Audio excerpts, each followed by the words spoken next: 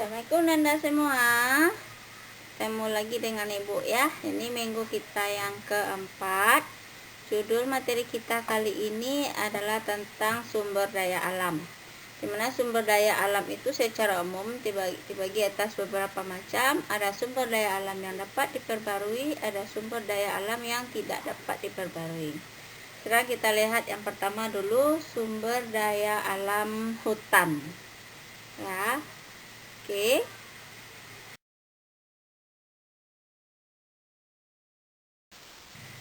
Hutan berdasarkan latitud dan altitud dikenal ada beberapa bioma. Yang pertama ada kutub. Ada kutub utara dan kutub selatan. Kalau Nanda lihat di atlasnya itu, silakan buka atlas dunia, akan terlihat di situ yang mana daerah kutub utara dan yang mana daerah kutub selatan.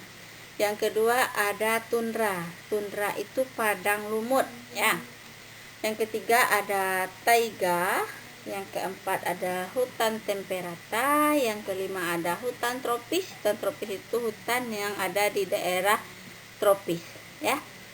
Kemudian padang rumput, sabana. Kemudian ada padang pasir.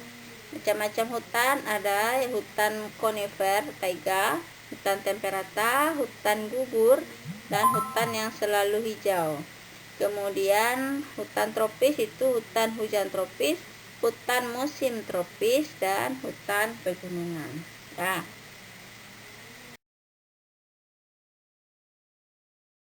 Penyebaran hutan hujan tropis kita lihat di sini ada lingkarannya. Nah, di mana yang paling besar itu hutan hujan tropis itu ada di mana? Ya, betul ya. Ada di daerah Brazil. Ini Brazil itu adalah daerah Amerika Selatan ya. Silakan Anda buka peta Amerika Selatan. Di situ ada negara ABC, Argentina, Brasilia, dan Chili yang paling bawah. Nah, Brazil itu mempunyai hutan sebesar 33%. Kemudian Amerika Selatan, nah itu Amerika Selatannya ya, itu ada 25%. Kemudian ada 9% Amerika Latin. Amerika Latin itu di Amerika Tengah. Nah, kalau kita lihat di peta Amerika, nanti Anda bisa lihat buka peta Amerika Tengah. Nah, itu adalah Amerika Latin. Nah, kemudian 10% di Afrika dan 10% lagi di Indonesia, serta 13% itu ada di Asia Tenggara dan Oseania ya. Hutan hujan tropis di Indonesia terbagi atas 4. Ada hutan suaka alam, itu luasnya sebesar 19 juta hektar. Hutan lindung ada 30 juta hektar. Kemudian hutan produksi ada 64 juta hektar. Dan hutan produksi yang dikonversikan untuk kegunaan lain ada 30 juta hektar. Menurut catatan World Wide itu laju kerusakan hutan itu per tahunnya ada di Amerika Latin ada 37%. Kemudian di Asia, daerah Pasifik dan Oseania ada 41,6%, dan di Afrika ada sebesar 51,6%.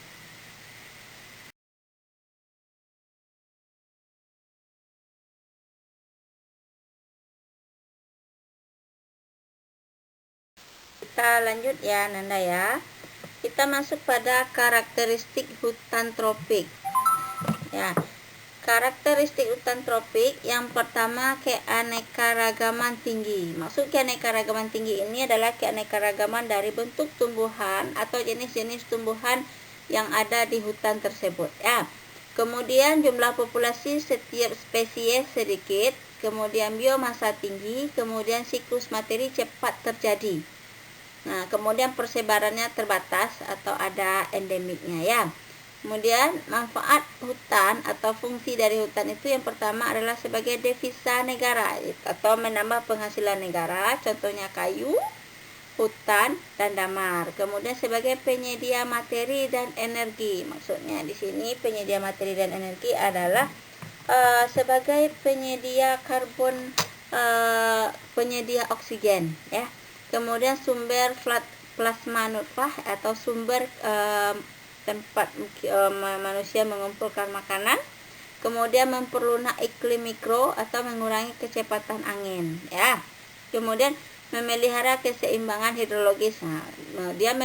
Kenapa disebut memelihara keseimbangan hidrologis? Karena salah satu contohnya pada saat hujan, maka air yang masuk ke dalam tanah itu akan melalui porositas tanah, kemudian akan terjadi infiltrasi ke dalam tanah, maka akar-akar tanaman tadi akan mengikatnya di dalam, ya. Kemudian ada habitat keanekaragaman fauna, kemudian sumber inspirasi atau estetika. Anda bisa liburan ke sana, sama seperti kawasan wisata atau rekreasi ini, ya.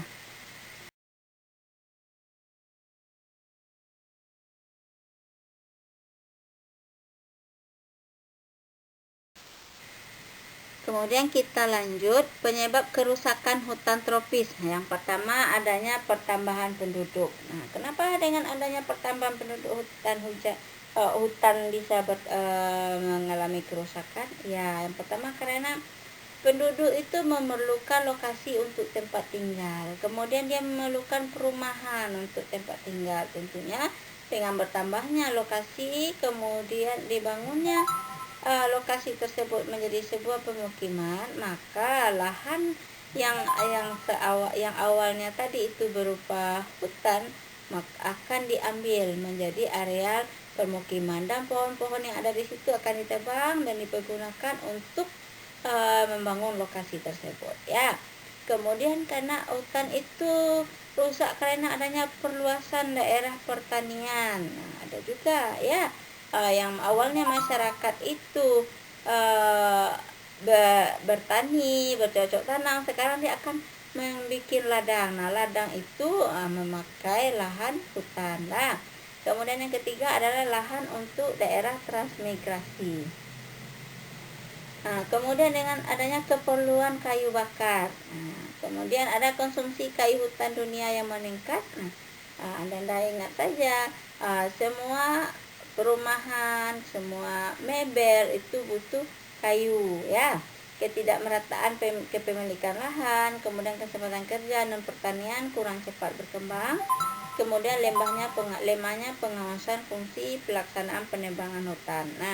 Sampai di sini paham Anda? Ya, mudah-mudahan paham, ya. Kita lanjut ke prospek pelestarian hutan tropis. Perlu ditingkatkan fungsi, status dan fungsinya. Yang pertama yaitu ekosistem hutan lindung melalui kajian efek kehutanan. Kemudian adanya reboisasi dan tanaman pengayaan. Reboisasi ini maksudnya adalah penanaman kembali lahan-lahan yang telah gundul yang tadi, ya. Kemudian pelaksanaan tebang pilih atau tebang tanam. Maksudnya di sini tebang pilih itu adalah pada saat memilih itu pada saat menebang, maka kita akan memilih pohon-pohon yang sudah mencukupi umur. Kita tidak babat semuanya, ada sistemnya tebang pilih, ya. Kalau tebang tanam, setelah kita tebang, kita tanam lagi bibitnya di sebelahnya supaya bisa langsung digantikan. Walaupun itu membutuhkan waktu yang sangat lama. Kemudian yang ketiga ada mencegah perladangan berpindah, ya. Kemudian penurunan jumlah ekspor kayu gelondongan, kemudian peningkatan produksi hutan industri atau hutan produksi melalui agroforestry, ya. Sampai di sini paham Nanda, ya?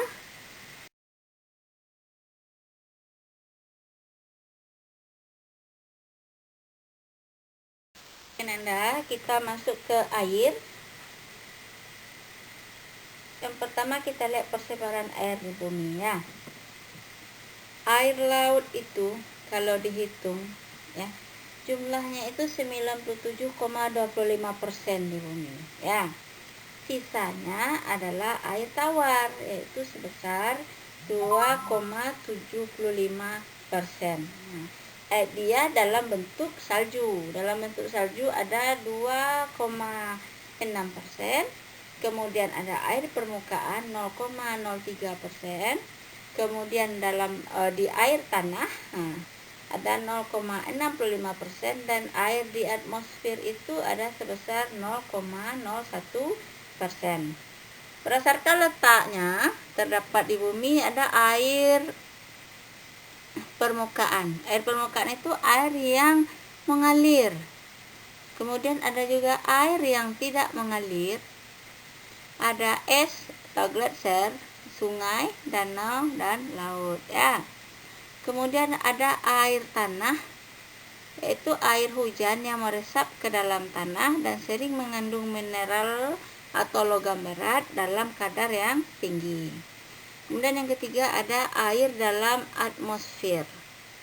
Kalau berdasarkan reaksi kimianya, ada 3 jenis air. Ada air murni, ada air yang bersifat asam, ada air yang bersifat basa. Bersifat asam atau basa ini ada yang tetap dan ada yang sementara.